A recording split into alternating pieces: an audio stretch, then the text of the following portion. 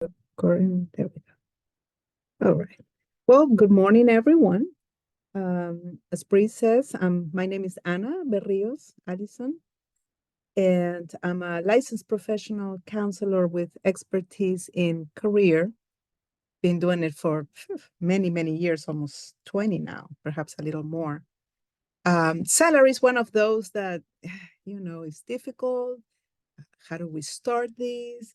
What do I do if they ask me questions during the interview, etc.? So my goal for today is to walk you through all scenarios and empower you and give you even the language, right, of how to do these.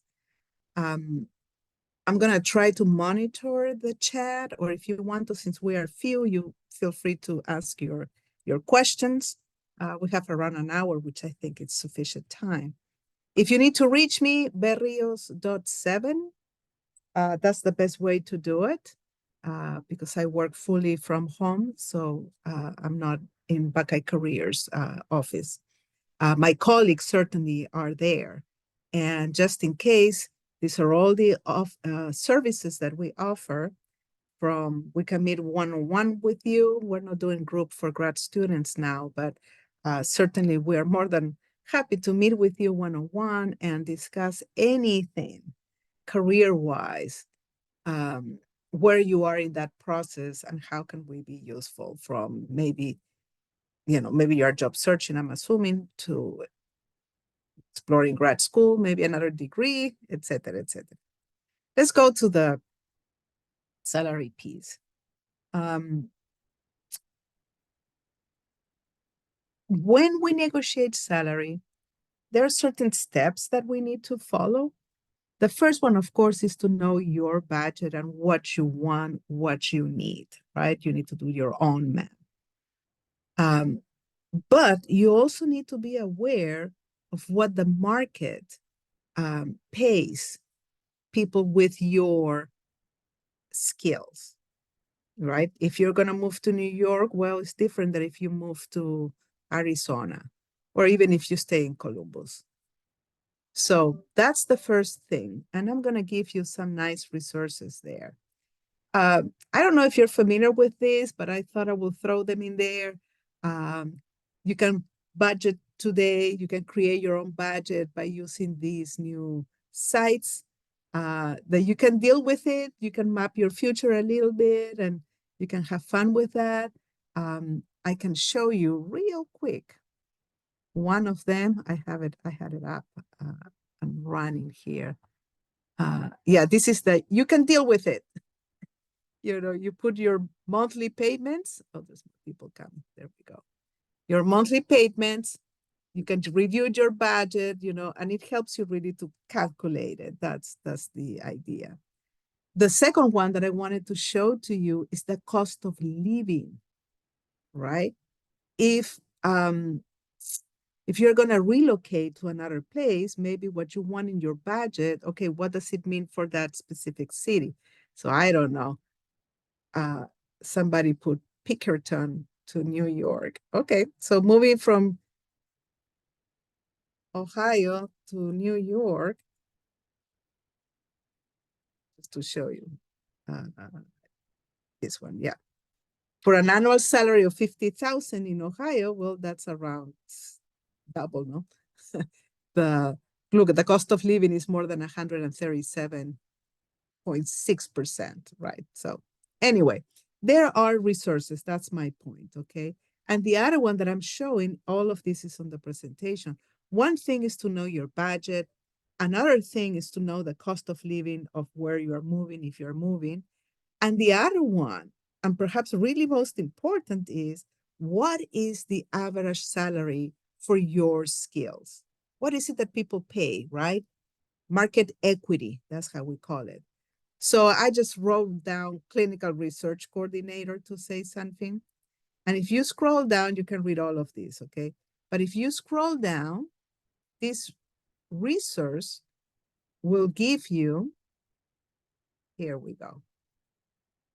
Right now, the median average is $144,000 annually If you select a state, I don't know, let's go with Ohio since we are here. Okay. You do a go, and in Ohio, the median is 118,000, right? 140. So we're a little lower than the, actually, no, are we? Cannot remember what was the average. If we are there or not, there we go, okay? But this is Ohio. So that's the nice thing that you can see, oh yeah, we're a little lower than the median because of the cost of living, etc. My point being is, let's go back to the presentation before we go to all these scenarios.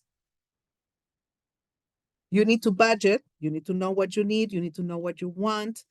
You understand your own lifestyle, your debts, etc. The second one, you need to calculate. You need to know what are the living expenses of wherever you are going. And I show some of those resources. Of course, what's the market, right? Realistically, how much that position can pay to you. Again, I show you one of these websites, and you can gather all that information.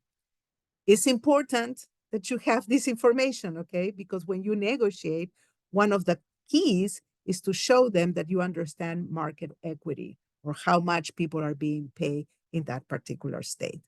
Okay, that's the first thing. Let's move on. Of course, you can talk to friends, networking, your own contacts. You can ask, hey, how much are people being paid here? What's the market equity for this occupation?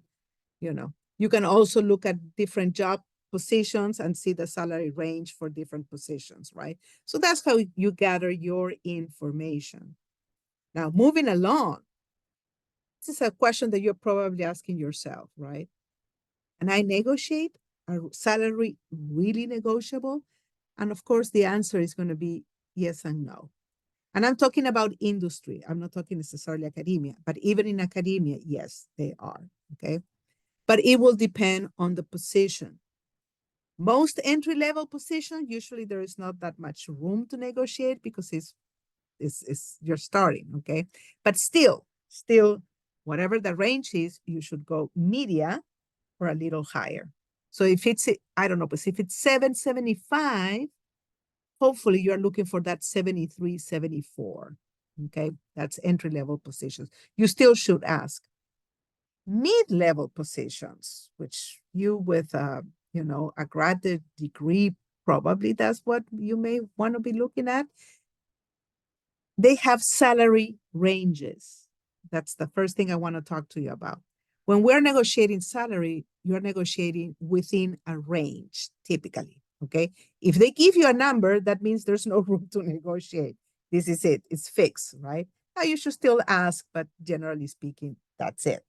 When there's a range, they're really telling you, okay, maybe there's room to negotiate here. Those ranges usually go in between 10 and 20%. Okay. So if the job is paying 80 a year, may have a salary range between 77 and 83. You see, usually we try to go the median. Okay. Employers will negotiate within that range. Okay. And if you are an exceptional candidate, they may go outside of the range. That means you have a super unique skill, something different that you can offer to them. Now, look at this. Most state and federal governments have rigid, non-negotiable salary scales, and that's based on your degree. So if you have a master's or a PhD, the state will pay you as a master's, and if you have a PhD, the state or federal will pay you based on your degree, which is a good thing, right? Because at least they value education. But in general, the higher the position, okay, more executive positions, the greatest opportunities for negotiation. So that's the first thing we need to be aware of. Now, when do you negotiate? I always tell students, once you have power, that's when you negotiate. Once there is an offer, finally, you have power. Okay. You are not in a position to negotiate until the employer makes an offer. Now, there are situations where they're going to ask you before they make an offer sometimes. So we're going to go through those scenarios next, okay? But when to negotiate? When you have power. Delay, you see, any discussions of salary as long as possible until you have that offer. Never, never be the first one to mention salary during an interview. That's a big mistake. You are in the interview, things are going great, and then they ask you, do you have any questions for me? And your first question is, yeah, what is the salary? That's a no-no in career, okay? You don't discuss salary during the interview. If they push you, you simply say that you delay, right? I will be more than happy to discuss a compensation package and salary once there is a job offer. If you're fearful that the offer might be too low, it's okay to ask them to clarify range at any time. This does not equal negotiating. Hey, the salary was not listed on the posting. That's fine to ask, but it's not during the interview. Okay, that's before or after or in any moment. But I'm one of those that I don't talk about salary until you have an offer. Now, before we go into the application, why is this? Because if you say a number and it's lower than what they were going to give you, what happens? They're going to save a lot of money thanks to you. Or they may think that you don't value yourself enough, right? Now, if you go too high, then I'm like, uh-oh, we're gonna break the bank here, right? And you, without knowing, self-eliminate yourself from the whole process. So be careful. That's why it's important to negotiate once you have the job offer, because you don't want to eliminate yourself out of the process. Hopefully that makes sense. Okay, now, if the application asks for salary information, I get this question all the time. Anna, what do I do? I'm applying, and in the application, they're asking about it. Well, you have 5 options. The first one is to avoid the whole thing and just ignore the request. Some people do that. The second one is that say that your requirement is negotiable, which is usually what we suggest, okay? Especially if you can type, negotiable. Some people can actually tell them their salary, but of course we are students, so our salary is not that high, right? And usually an offer is 10% higher than what you are making. So unless some students do this, especially PhDs and even masters, if your tuition is being paid, you may consider that as part of your salary. So you can add tuition plus whatever they're giving to you. Some people do that. That's completely up to you, okay? I think it's better just to simply say negotiable, or option 4, say that you expect to add market value for someone in your field, right? That's the market equity. Whatever the market is giving to people with my skills in this location. Now, if they push you and you have to write a number, you could write 0. And then you explain that compensation is negotiable. That's the application. Whatever you feel more comfortable, but if you could say negotiable market value, I think you will be totally fine. Okay. Now, if you've done your homework and you know the number, sure, I guess you can put it in there. Remember, they go in ranges. So you go always with the media, the average, right? The media, and you put it in there. That's another way of going, but maybe say market equity and then you're safe. Okay. Now, if the salary comes early, and you're like, boy, we don't even have the interview and they're already talking about salary, right? Delay. Oh, I'd like to table salary discussions until later. I usually say until there's a job offer. Be non-specific. Well, as long as you pay fair market value. My salary should be on the standards of the field. Or go back to the employer. Hey, what would a person with my background skills typically earn in this position? I love that question. They ask you, well, you ask them, right? So you can ask questions, and that's totally okay. The idea is not to give them the numbers so that you don't self-eliminate, yourself from the process. But those are good questions. And remember, you're going to have these with you. Okay, we're going to give you all of this. I would like to discuss salary once there is a job offer. Market value will be great. What is it that, what's your salary range for this position? You could also ask that question, right? And then you tell them, I'll be more than happy, to discuss a number within your range. Any questions so far? Are we okay, everybody? Okay. Now, what if they ask the salary question in the interview? The scenario before was before, right? In the interview. Same. You can do that. You can delay. Okay, that's the technique. But then you can ask some additional questions. Is the salary negotiable? What is the salary range for this position? I love this one. Does the company ever pay higher than the starting salary? And if so, in what circumstances? So they're asking you, right? Do you have a salary in mind? Well, is your salary negotiable? That's the answer, right? What is the salary range for this position? What is the average salary increase for this position? How often are increases given? The last two are when they are talking really about money. Now, they shouldn't talk about money during the interview. They know that, that. That's just career etiquette. You know what I mean? They shouldn't be doing this. Now, I have to be honest with you. If they come and before the interview, they tell you, salary is non-negotiable, our budget is this, this, and that, we can only offer you these, at least they are honest, and they're telling you in advance. And I respect that. You know what I mean? But during the interview, I think they're playing games to see if you go too high or too low. So throw it back to them. That's the skill.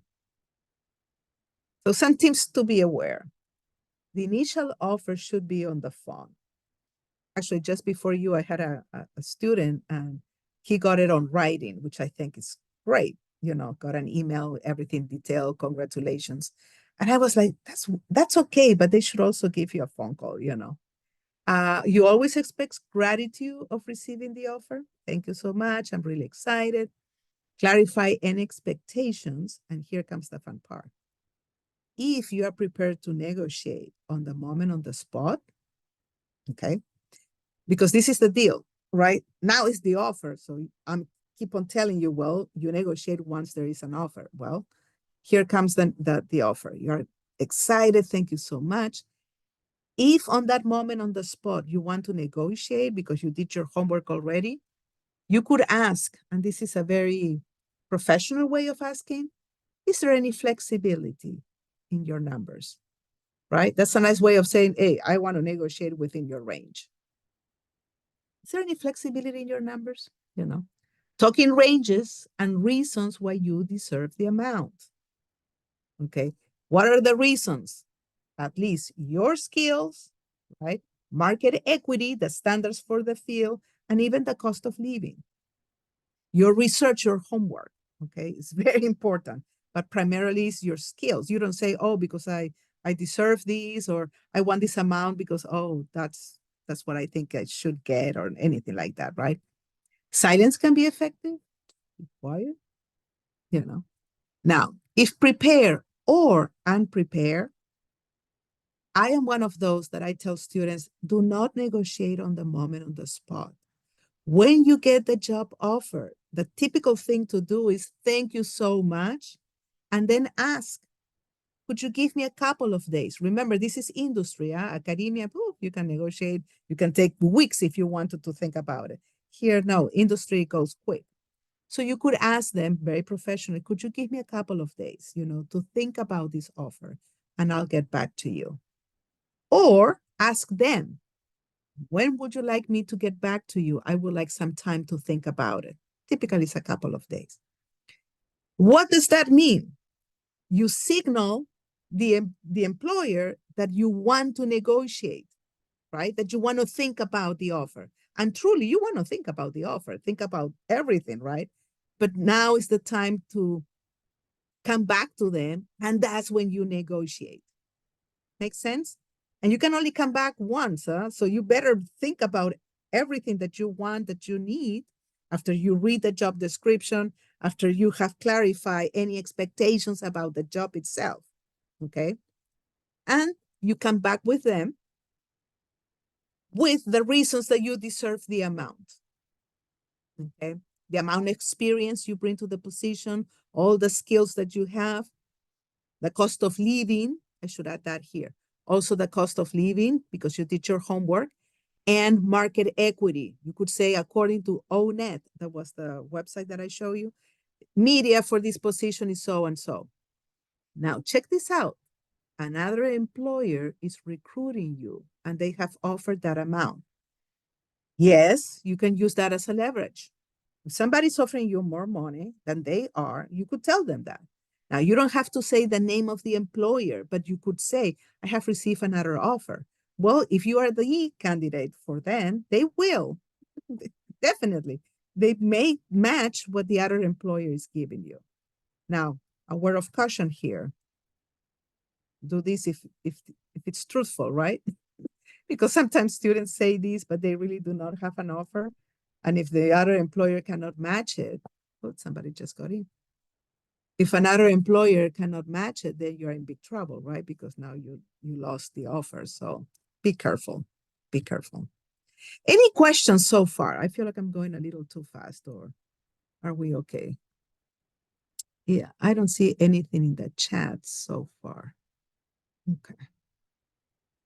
Are you guys good?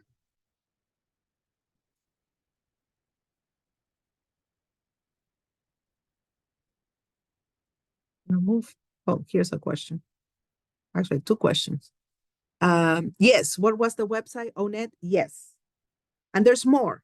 Maybe you came later. I'm going to go back real quick. And you're receiving this, huh? All of these websites, and I include higher ed just in case, but just a word of caution about higher education. Huh? I know some of your PhD wants to go industry, but if you're also thinking about academia, you know that you cannot compare, right? You cannot say, oh, another university is offering me X, Y, and Z, because those salaries are not comparable. You cannot compare a small liberal art college with an R1 institution, right? They're completely different. And even within, let's say, the same category, okay, be careful. Be careful because, oh, I know, Crystal. Okay.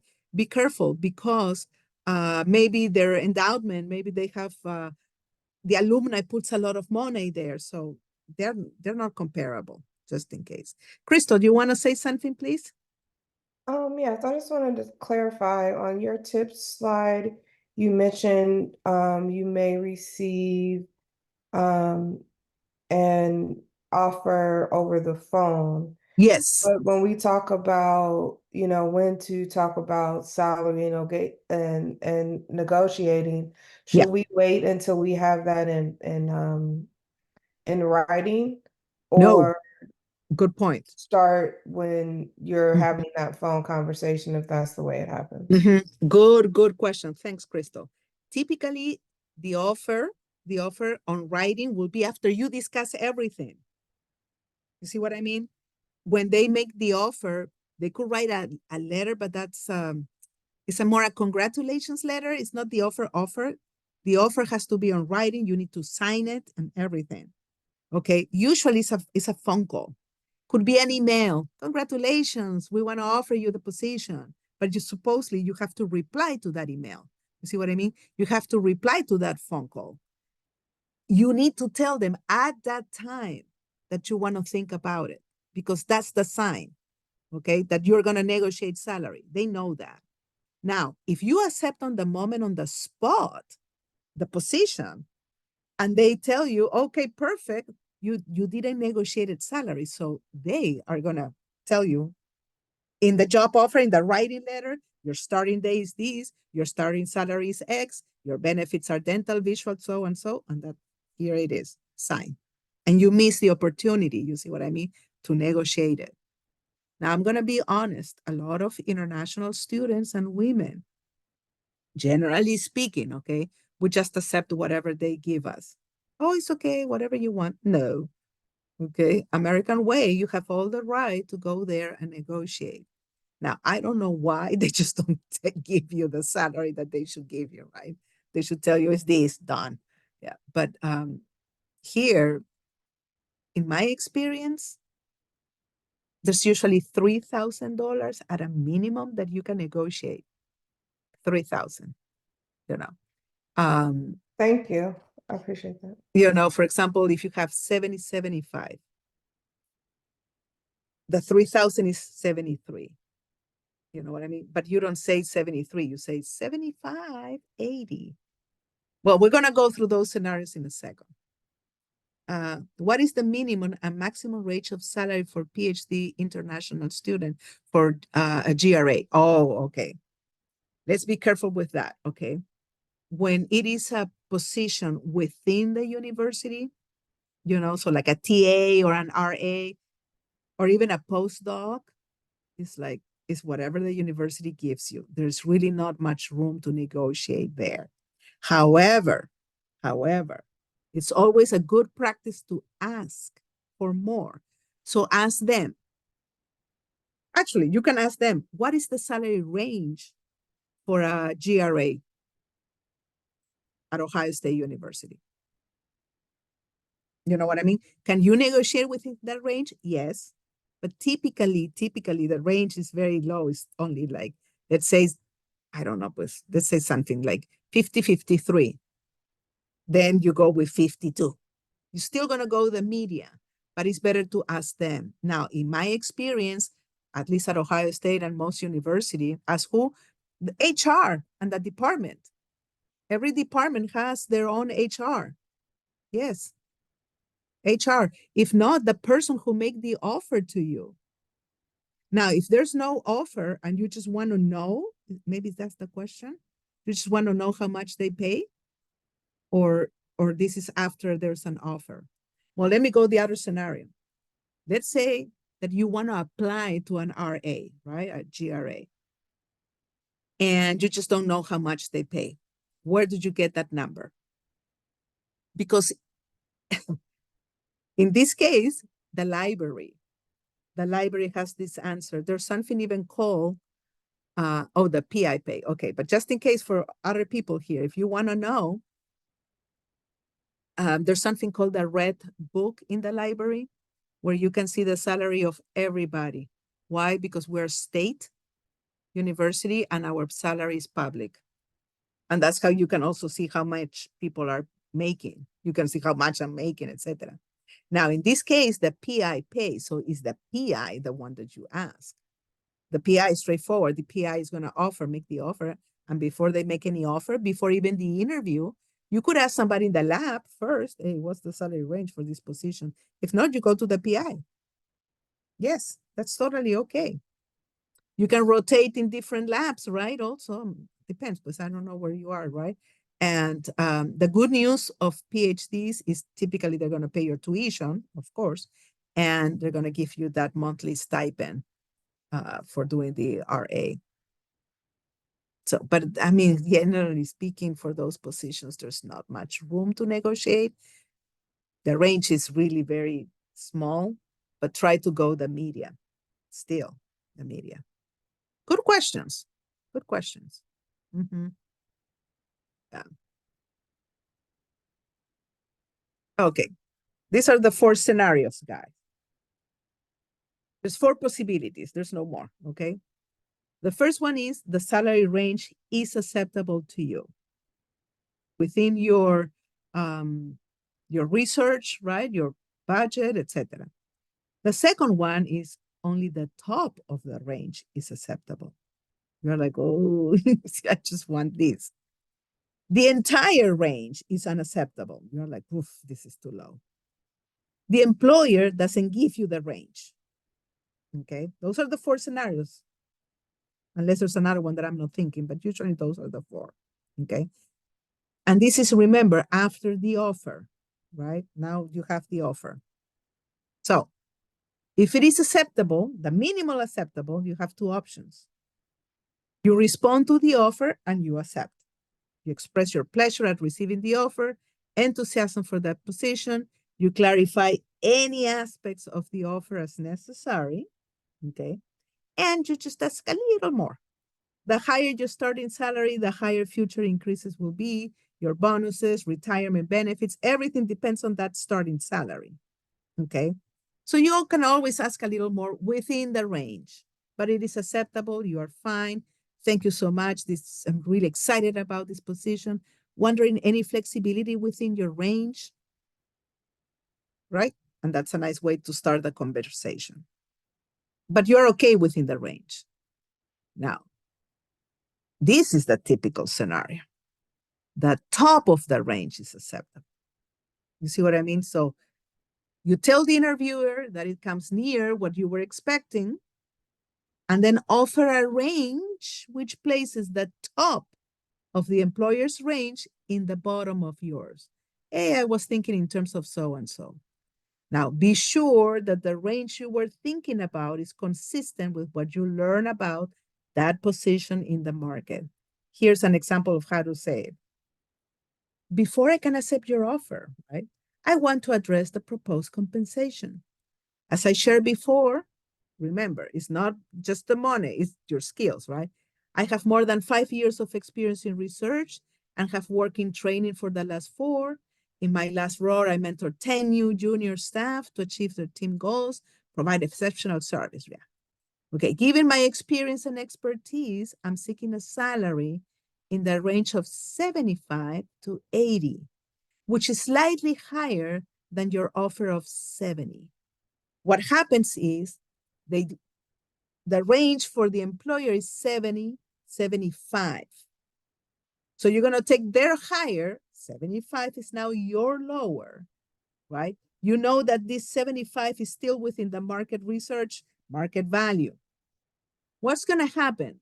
They're not going to give you the 70. They're not going to give you the 75, right? Because that's their highest. They're probably going to give you the 73 that you are looking for.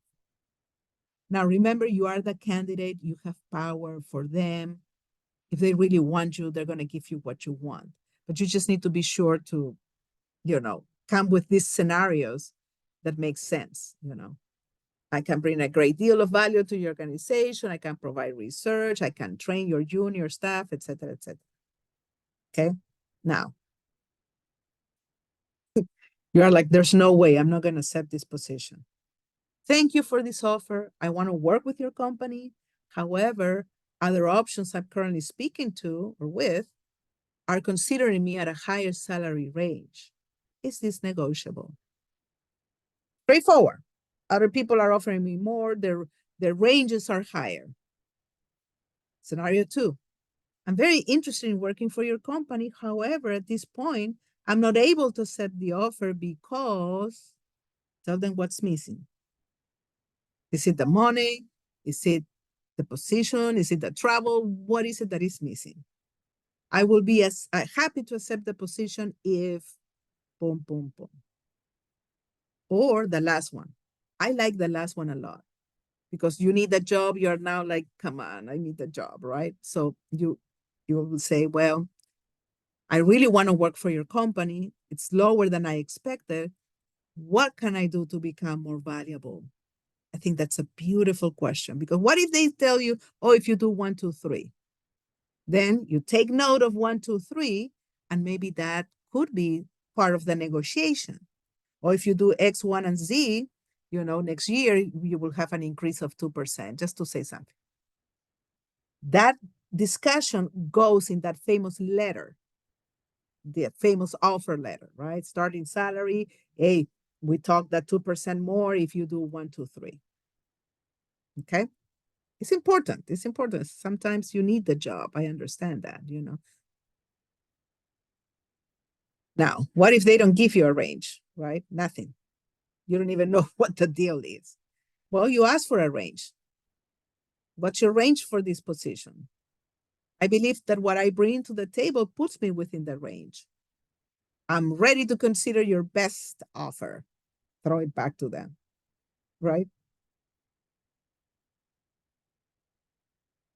The more straightforward an employer is, I guess is then there's integrity there. You see what I mean? Probably you want to work for that employer. If they start playing all these games, I'm like, do you really want to work there? That's something to really, really think about, right?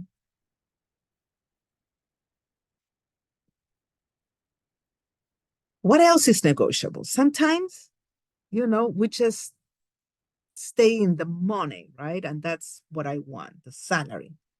Actually, my son right now is in Denver and he's doing this whole negotiation thing. And I keep on telling him, check the benefits, don't just the amount, right? What else is negotiable? Maybe a shift schedule? Here's a question. Let's go for it. Or a comment. Let me see. I have a situation. Oh, very specific. Let's say you apply to many jobs and the person thing was your bottom job, so you decline the offer. Oh, okay. Let me. Okay, here's a very interesting question. This person is saying that, um, you know, he or she, I don't know, or they, right, applied to a position, and it was the first one that make an offer, and she declined that offer because was waiting for the other options, right, to see what's happening, and they couldn't wait for her, I'm assuming, right?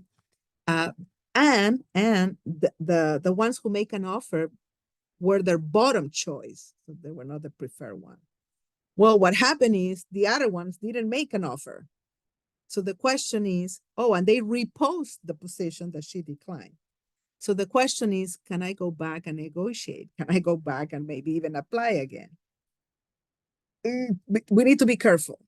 Some employers, not all of them, but some employers have policies where they tell you, so it should be in their website somewhere. If nothing is official, you don't see anything, the answer is yes. But some of them have policies that they tell you that you cannot apply to a position after 3 months, something like that, Usually it's 3 to 5 months, I think, that you can reapply.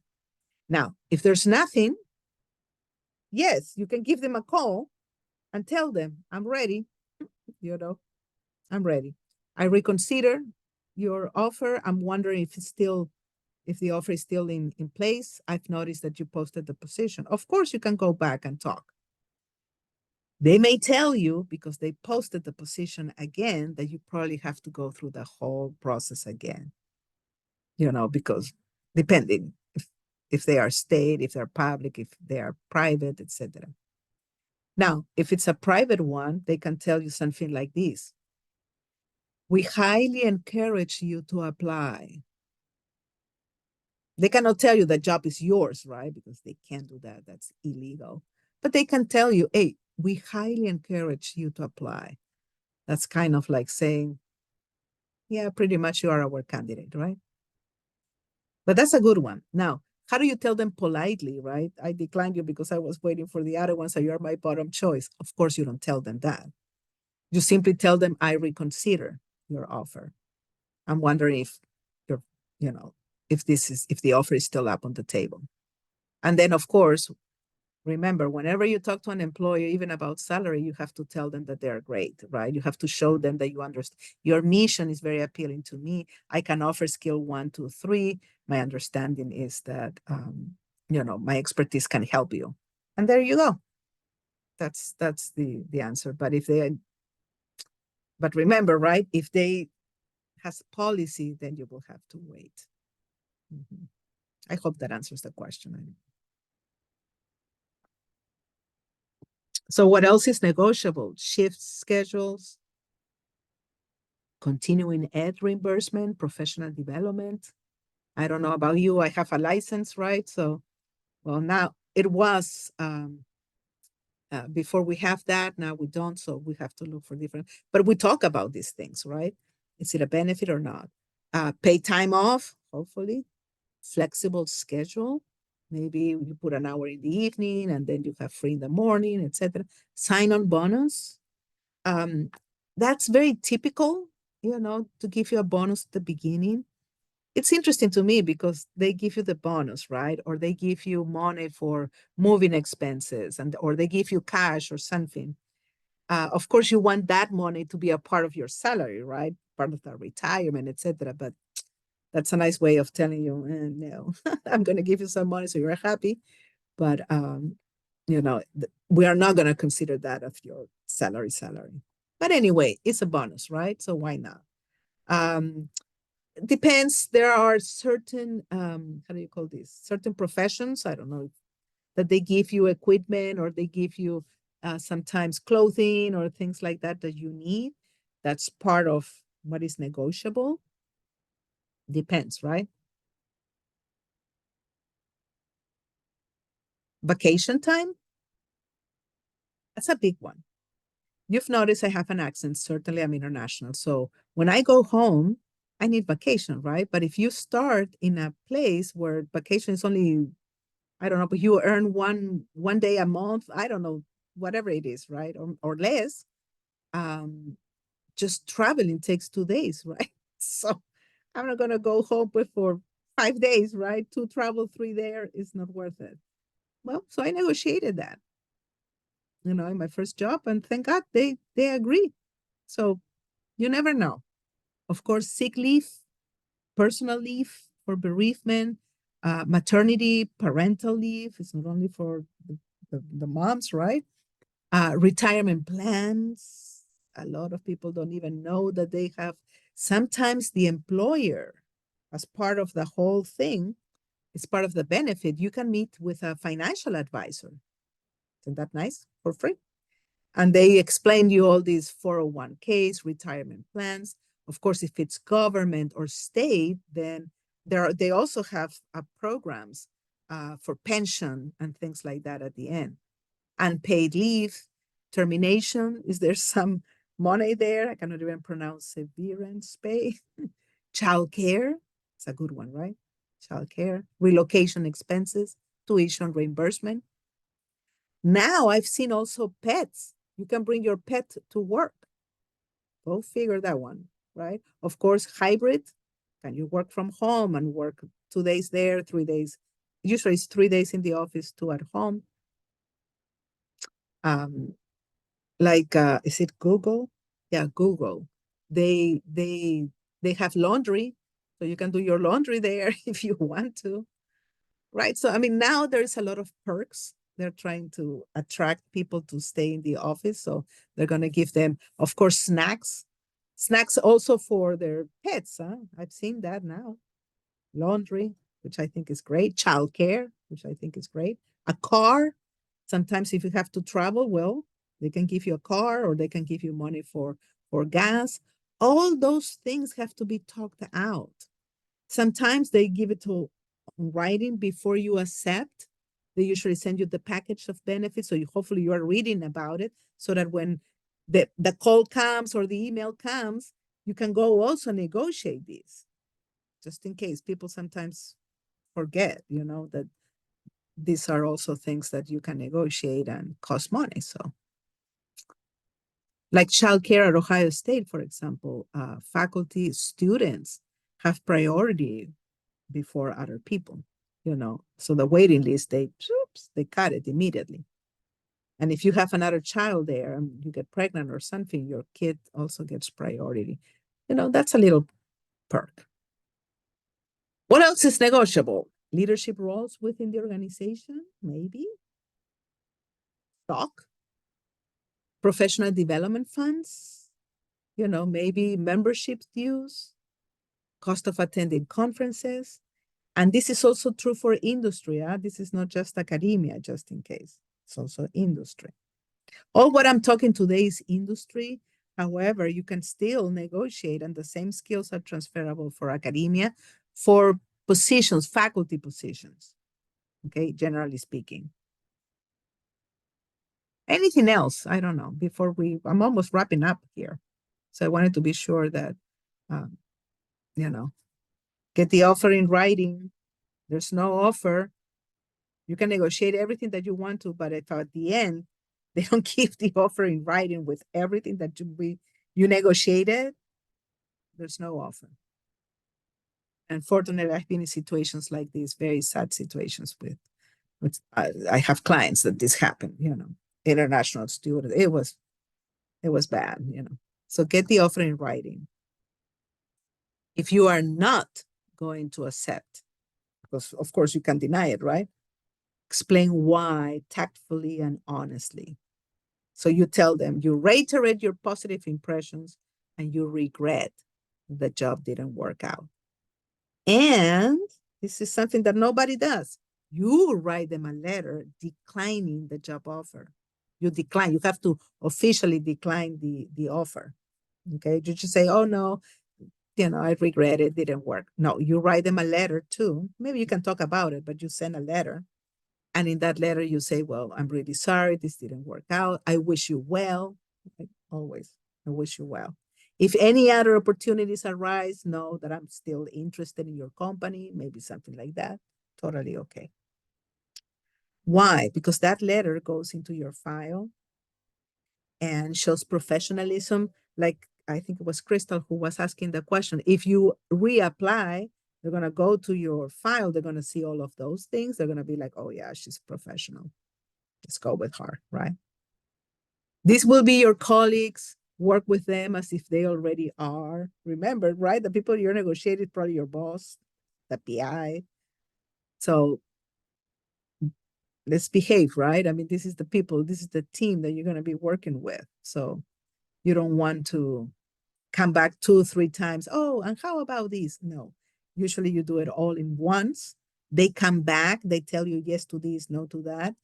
That's your moment, the last time that you can say something, and that's it. There's no more room to negotiate. So you really need to do your homework, right? Relax. Of course, it's very uncomfortable discussing salary. Also, research shows that males make more than females. It's not necessarily because of discrimination and all those things. Probably it's a factor, but the real deal, research shows that males ask. Females, generally speaking, they don't. Okay. Or maybe you are in the gender spectrum, right? Same. The whole point is to ask. Competing offers speed up process. Anyway, I gave you all the scenarios, but you need to do your homework. You have this presentation, okay, just in case. That's what you're going to get. So you're going to have all those, all those links in there if you need to. Let me stop the share here and see if there's any questions or concerns or anything else that you're looking for.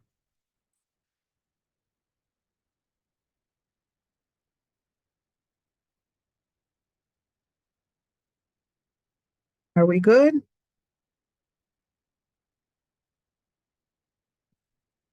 There may be another situation, and I'm trying to anticipate, right? Let's say you have a PhD and you go in industry, right? And you think that because of the PhD, you deserve more. Can you negotiate your degree? I will say be careful. Remember, government, no problem, right? Government, yes, they will recognize your degree and pay accordingly. Industry depends, because if the job position says masters prefer, then that's when you have to be humble, right? And maybe you're compromising the PhD and you just go with whatever the range is. Now, I say it always depends. Let's say that you have an amazing skill that you know it will help them, okay? And you develop that because of your PhD. Can you use that as a leverage? Of course, yes. That's different, okay? Because you have something exceptional to offer to them that you know they need. And perhaps it's not even in the job description. Then yes, you can go ahead. But it's not because of my PhD or whatever. I studied 6 years of this. I guess we have to humble a little bit when we are PhDs going industry, It's the truth. So let's be honest about it, right? So be careful. Be careful about that. Anything else? Are we good? Looking at the chat, I think we still have 10 minutes on purpose. I leave 10 minutes for questions or comments or reactions.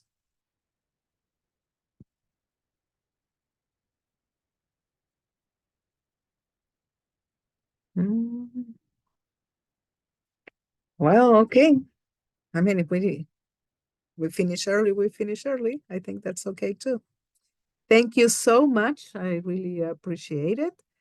Just in case, Berrios.7 okay, if you have any questions. Thank you. Bye-bye. Thank you. Mhm.